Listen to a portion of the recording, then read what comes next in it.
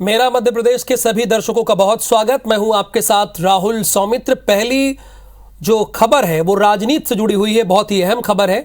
Doctor Govind Singh MP विधानसभा के नए नेता प्रतिपक्ष बनाए गए हैं। दिल्ली में हुई एमपी बीजेपी की कोर कमेटी की बैठक में यह निर्णय लिया गया। कार्यकर्ताओं पर दर्ज केस कोर्ट में लड़ेगी कांग्रेस। ये अब तक की बड़ी खबरें हैं, 4 अलग अलग बड़ी खबरें। ग्वालियर में महंगाई के खिलाफ कांग्रेस की पदयात्रा, तो अब तक की ये 4 और अहम बड़ी खबरें। दिल्ली में एक तरफ बैठक में एमपी बीजेपी की बड़ी बैठक हुई, लेकिन बड़ा फेरबदल मध्य प्रदेश कांग्रेस में हो गया। बैठक हुई बीजेपी में और फेरबदल हो गया कांग्रेस में। कमलनाथ ने नेता प्रतिपक्ष का पद आखिरकार छोड़ दिया। विधानसभा में अब नए नेता प्रतिपक्ष डॉक्टर गोविंद सिंह होंगे। गोविंद सिंह 7 बार के विधायक होने के साथ ही पूर्व मुख्यमंत्री अर्जुन सिंह, दिग्विजय सिंह, कमलनाथ के साथ काम करने का अनुभव रखते हैं। आलाकमान ने इसी अनुभव के आधार पर डॉक्टर गोविंद सिंह को कांग्रेस विधायक दल का नेता चुना।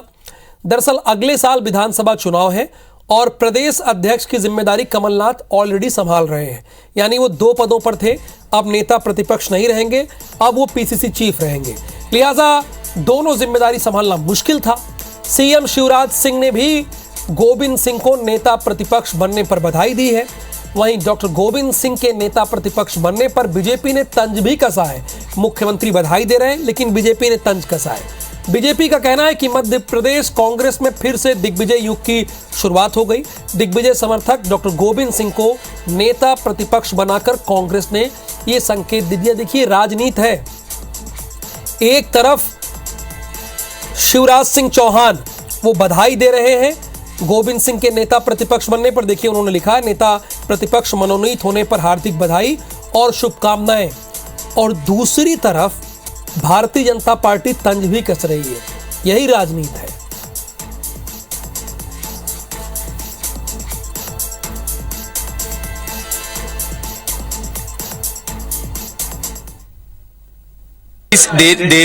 देरी से मौका मिला, लेकिन मिला। ये कह सकते हैं देर आए दुरुस्त है।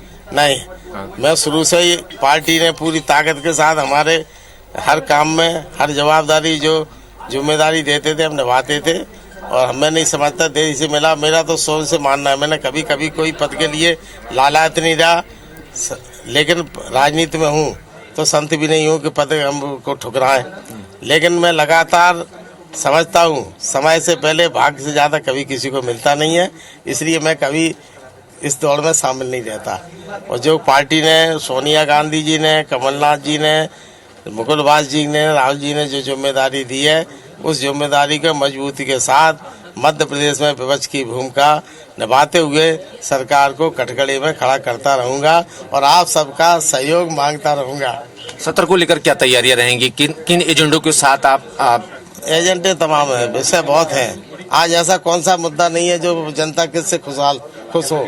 हर आदमी परेशान है, महिलाएं, किसान, बच्चे, बेरोजगारी, महंगाई, भ्रष्टाचार, जगह जगह पूरा संचार कर दिया मुख्यमंत्री ने फैला रखा है प्रदेश में।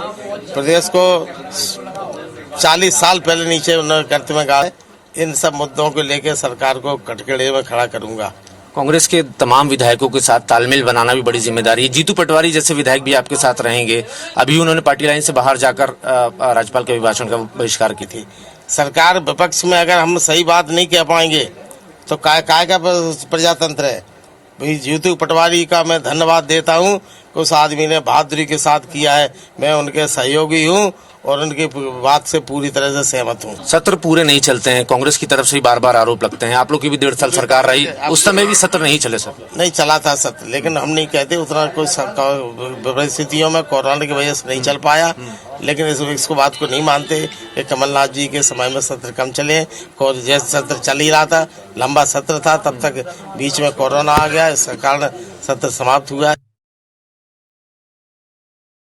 दिग्विजय सिंह के युग की फिर से कांग्रेस में शुरुआत हो रही है, इसकी आहट जरूर है।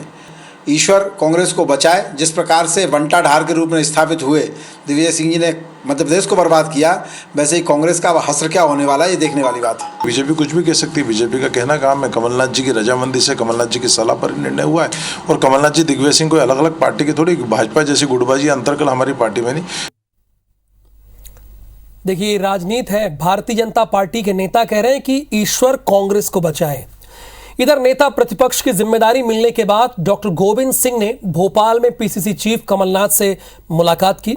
इस दौरान पूर्व प्रदेश अध्यक्ष अरुण यादव, पूर्व मंत्री पीसी शर्मा और पूर्व मंत्री लाखन सिंह भी मौजूद रहे। इधर ग्वालियर चंबल इलाके में समर्थकों और कार्यकर्ताओं ने गोविंद सिंह के नेता प्रतिपक्ष बनने पर खुशी जताई है और सड़कों में मिठाई बांटी है। कांग्रेस विधायक सतीश सिकरवार का यह कहना है कि गोविंद सिंह कांग्रेस के बहुत ही सीनियर नेता हैं और अब वो जनता के मुद्दे पर सरकार को सीधे घेरेंगे। आपको यह भी बता दें कि डॉक्टर गोविंद सिंह साल 1990 से अब तक 7 बार विधायक रह चुके हैं। बड़ी बात होती है।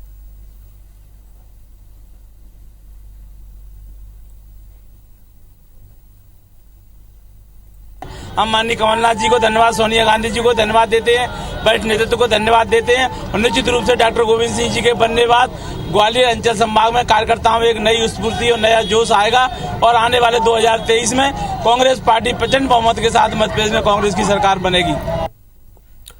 वहीं दिल्ली में Madhya Pradesh BJP core committee की बैठक हुई, जिसमें राष्ट्रीय संगठन महामंत्री BL संतोष, सह संगठन महामंत्री शिव प्रकाश, प्रदेश के प्रभारी मुरलीधर राव, सीएम शिवराज सिंह चौहान, प्रदेश अध्यक्ष VD शर्मा, नरेंद्र सिंह तोमर, नरोत्तम मिश्रा, ये कोर कमेटी के सारे सदस्य हैं जिन नामों को आप IBC 24 के जरिए सुन रहे हैं। अगर सूत्रों की माने तो अगले साल होने वाले विधानसभा चुनाव के मद्देनजर बैठक में कई बड़े फैसले हो सकते हैं। माना यह भी जा रहा है कि इस दौरान सरकार, मंत्री, संगठन और प्रदेश पदाधिकारियों की परफॉर्मेंस पर भी मंथन हुआ। चुनाव से पहले बीजेपी की बड़ी बैठक को लेकर कांग्रेस नेताओं का कहना है कि बीजेपी कांग्रेस की सक्रियता से डरी है। वहीं कांग्रेस के आरोप पर पलटवार करते हुए भारतीय जनता पार्टी के विधायक रामेश्वर शर्मा ने कहा कि कांग्रेस तो नेतृत्व विहीन हो चुकी है, लिहाजा इन्हें ना तो बैठकों की महत्ता समझ आती है और ना विकास के कार्य। उन्होंने कांग्रेस को अपना घर संभालने की नसीहत दी।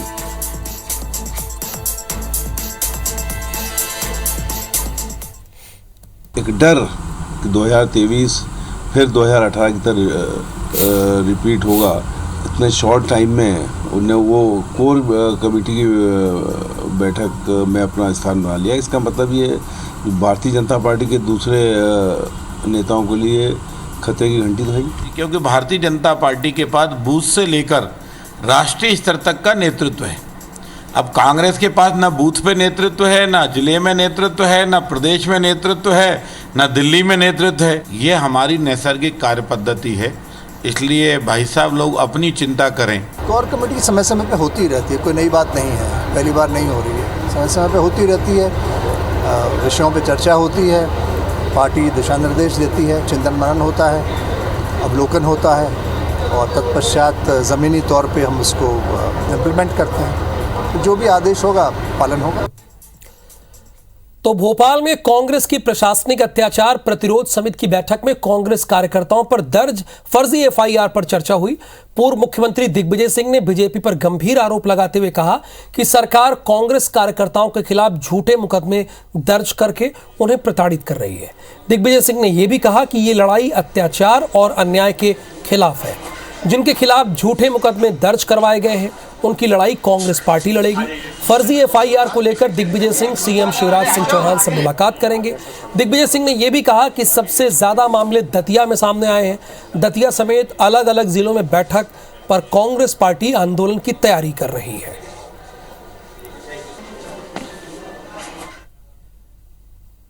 कांग्रेस के कार्यकर्ताओं के खिलाफ झूठे मुकदमे बनाए जा रहे हैं, सताया जा रहा है और मैं धन्यवाद दूंगा कमलनाथ जी को जिन्होंने कि आज ये कमेटी बनाई है। हमारी लड़ाई अन्याय अत्याचार खिलाफ है और जितने भी कांग्रेस के कार्यकर्ताओं पे झूठे मुकदमे बनाए गए हैं उन सब की लड़ाई कांग्रेस पार्टी लड़ेगी। खबर ग्वालियर से है। महंगाई के खिलाफ कांग्रेस की पदयात्रा है। जिले की 3 विधानसभाओं के 3 ब्लॉकों में यह पदयात्रा हो रही है। जैसे कि ग्वालियर विधानसभा के नूरगंज किला गेट से पदयात्रा ग्वालियर पूर्व तक, विधानसभा के इंदरगंज में पदयात्रा दक्षिण विधानसभा में कंपू पार्क तक। देखिए ये रूट हम आपको बता रहे हैं कहां से महंगाई के खिलाफ कांग्रेस की यह पदयात्रा है। 3 विधानसभा क्षेत्रों के 3 ब्लॉकों में यह पदयात्रा हो रही है। ग्वालियर विधानसभा नूरगंज किला गेट से यह पदयात्रा शुरू हुई और हमारे संवाददाता नासिर गौरी ने इस पदयात्रा को कवर किया है। आपको दिखाते हैं कि उनकी रिपोर्ट क्या कहती है। ग्वालियर में महंगाई को कांग्रेस ने मुद्दा बना लिया और उसी के तहत आज 3 विधानसभाओं के 3 ब्लॉकों में ये कांग्रेस की पदयात्रा है निकाली जा रही है और आप देखेंगे कि कांग्रेस के जो लोग हैं पदयात्रा निकाल रहे हैं। भाई साहब क्या कहेंगे, 3 ब्लॉकों में आप ये पदयात्रा निकाल रहे हैं? लगातार निरंतर बढ़ती हुई महंगाई को लेके हमारा ये आंदोलन पिछले काफी दिनों से चल रहा है सरकार की नींद खोलने के लिए, और ये लड़ाई सड़कों पर जब तक लड़ी जाएगी जब तक महंगाई कम नहीं होगी और सरकार को ये एहसास नहीं हो जाएगा। तो आप देख सकते हैं कि कई सारे जो कांग्रेसी हैं वो यहाँ पर है मौजूद है। भाई साहब क्या कहेंगे, पदयात्रा निकाल रहे हैं आप? महंगाई के खिलाफ पदयात्रा चल रही है कांग्रेस पार्टी की, और जिस प्रकार लगातार महंगाई बढ़ती जा रही है, खाद्य तेलों से लेकर दाल दलहन और हर डीजल पेट्रोल सबके दाम लगातार बढ़ते जा रहे हैं। इसके चलते आम आदमी परेशान है। आम आदमी 2 वक्त की रोटी भी चैन से नहीं खा पा रहा और रोजगार है नहीं। एक तरफ रोजगार लोगों के नहीं है, दूसरी तरफ महंगाई बढ़ रही है, इसकी मार जनता पे पड़ रही है। इसके खिलाफ कांग्रेस पार्टी जन आंदोलन ग्वालियर की सड़कों पे कर रही है। प्रत्येक ब्लॉक में कभी धरना, कभी प्रदर्शन, कभी महंगाई को लेकर रैली, अर्थी और इस तरह के आयोजन कर रही है। आने वाले समय में तो आप देख सकते हैं कि ये कांग्रेस का जो पदयात्रा है वो शुरू हो गई है और ये 3 विधानसभा के 3 ब्लॉकों में निकाली जा रही है। इसके साथ ही हनुमान चालीसा का भी पाठ कांग्रेस के लोग कर रहे हैं बीजेपी को बुद्धि देने के लिए। तो कुल मिलाकर देखा जाए तो 2023 और 2024 की तैयारियों में लगभग कांग्रेस लगी हुई है। महंगाई इस समय सबसे बड़ा मुद्दा मानकर चल रही है, उसको बढ़ाने का काम भी कांग्रेस कर रही है। कैमरामैन लोकेंद्र पाल के साथ नासिर गौरी, IBC 24 ग्वालियर। तो मध्य प्रदेश यूथ कांग्रेस को प्रदेश कांग्रेस अध्यक्ष कमलनाथ ने एक बड़ी जिम्मेदारी दी है। कांग्रेस को उम्मीद है कि अगर मध्य प्रदेश का युवा वोटर कांग्रेस के साथ जुड़ जाए तो सत्ता में वापसी मुमकिन है। लिहाजा यूथ कांग्रेस हर बूथ पर 5 यूथ के फार्मूलों के साथ चुनावी मैदान में उतर चुकी है। यूथ कांग्रेस बेरोजगारी के मुद्दे को भी जोर शोर से युवाओं के बीच उठा रही है। इसके लिए 12 मई को भोपाल में यूथ कांग्रेस बेरोजगारी की पंचायत लगाने जा रहा है। इससे पहले यूथ कांग्रेस पूरे प्रदेश में युवाओं को महापंचायत से जोड़ने के लिए अभियान की शुरुआत भी करने जा रहा है। महापंचायत में यूथ कांग्रेस के राष्ट्रीय अध्यक्ष VB श्रीनिवास और कांग्रेस के प्रदेश कांग्रेस अध्यक्ष कमलनाथ भी शामिल होंगे। खबर तो यह भी है कि इस दिन हजारों युवाओं के साथ यूथ कांग्रेस व्यापम मुख्यालय का भी घेराव करेगी।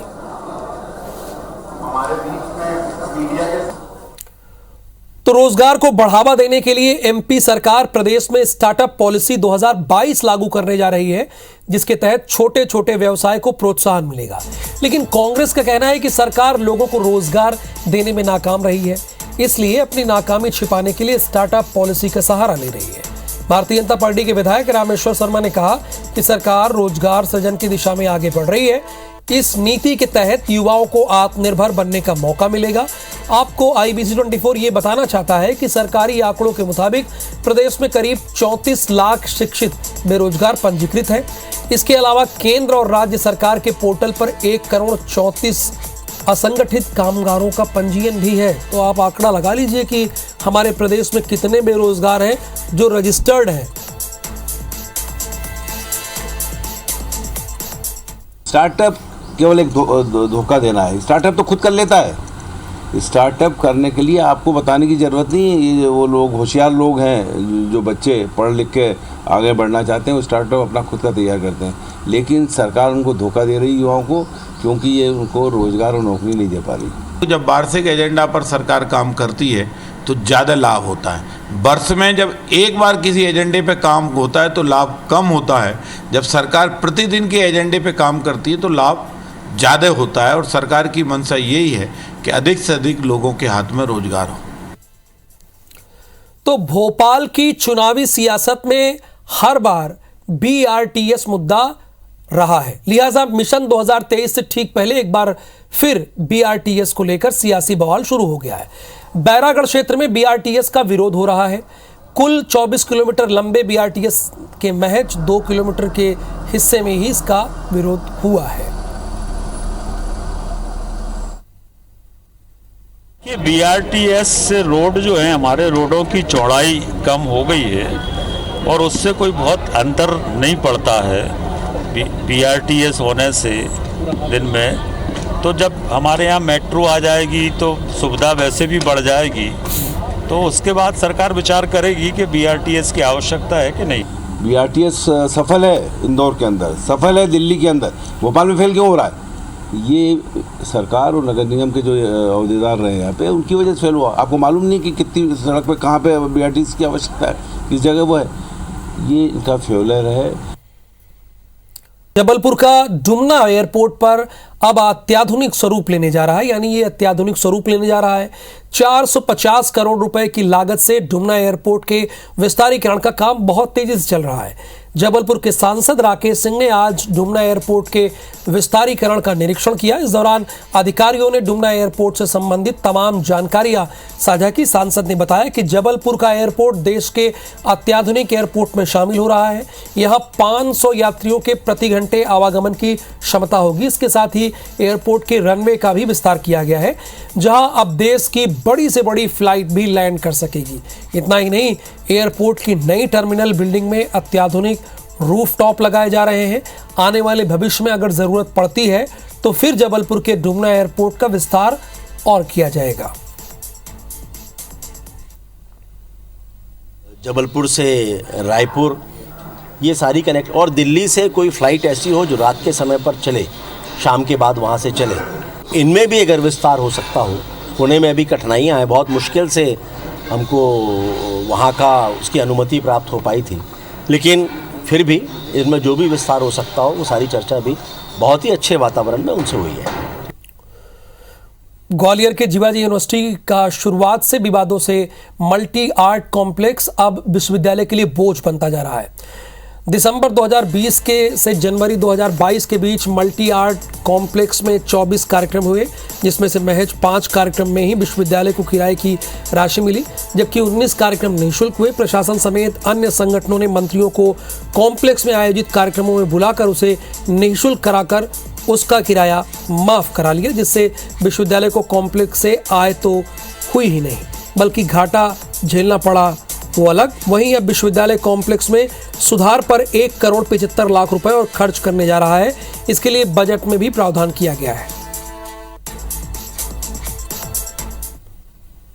उच्च शिक्षा मंत्री जी आते हैं या मुख्यमंत्री जी आते हैं या गवर्नर साहब आते हैं, और जो हाईएस्ट प्रोटोकॉल सेंट्रल से अगर आता है तो उनके लिए जो है निःशुल्क करने के लिए योजना बनाई हुई, जो कि हमारे सर्वोच्च समिति द्वारा अनुमोदित की गई है। उसके अलावा तो हम जो चार्जेस लेते हैं।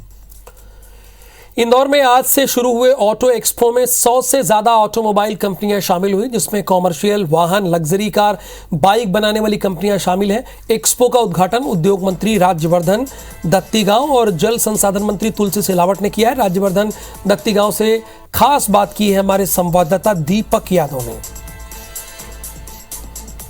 मध्य प्रदेश का पहला ऑटो एक्सपो शुरू हो चुका है और इस ऑटो एक्सपो में तमाम कमर्शियल व्हीकल से लेकर पब्लिक ट्रांसपोर्ट से लेकर तमाम गाड़ियां मौजूद हैं। हमारे साथ मौजूद है इंडस्ट्री मिनिस्टर राज्यवर्धन जी। सर, इस ऑटो एक्सपो का कितना फ़ायदा देखते हैं मध्य प्रदेश को? निश्चित ही लाभ मिलेगा। कोई भी जब हम फोकस करके इंडस्ट्री स्पेसिफिक इवेंट करते हैं तो वो इंडस्ट्री हाईलाइट होती है। अब ऑटो सेक्टर हमने लिया है तो ऑटो सेक्टर हाईलाइट हो रहा है। इसमें OEMs का पार्टिसिपेशन अच्छा है, एक्सिलरी यूनिट्स तमाम यहाँ पे हैं, और अच्छी बात यह है कि 110 तो पार्टिसिपेंट्स आपको दिख रहे हैं, लेकिन जो इंटरेस्ट जनरेट हुआ है वो 700-800 लोगों का और जनरेट हुआ है। तो अप्रॉक्सीमेटली देखें तो करीब 1000 लोगों ने यहाँ तत्कालिक समय में रुचि दिखाई है। बिल्कुल एक अच्छी शुरुआत यहाँ पर देखी जा रही है कि ऑटो एक्सपो के माध्यम से तमाम ऑटोमोबाइल सेक्टर से जुड़ी कंपनियाँ यहाँ पर मौजूद हैं, और ये मध्य प्रदेश का पहला ऑटो एक्सपो है जिसके जरिए आने वाले समय में मध्य प्रदेश में ऑटोमोबाइल सेक्टर में एक बढ़ोतरी देखी जाएगी। कैमरा पर्सन नंदन के साथ दीपक यादव, IBC 24 इंदौर। और इस खबर के साथ ही इस बुलेटिन में फिलहाल के लिए इतना ही। आप बने रहिए IBC 24 के साथ।